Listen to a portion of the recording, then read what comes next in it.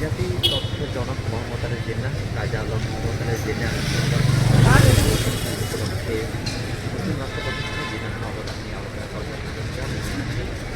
আলোচনাটি আয়োজন করেছেন সমাজ সমিতিউল্লাহ আয়োজন করেছেন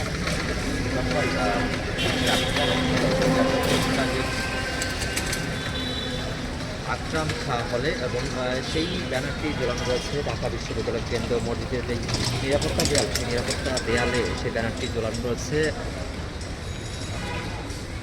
অনুষ্ঠানটি আলোচক হিসাবে থাকবেন নাগরিক পরিষদের আহ্বায়ক মোহাম্মদ শামসুদ্দিন এবং সমালোচিত করবেন নওয়াব সলিমুল্লাহ একাডেমির প্রধান মোহাম্মদ আব্দুল জব্বার।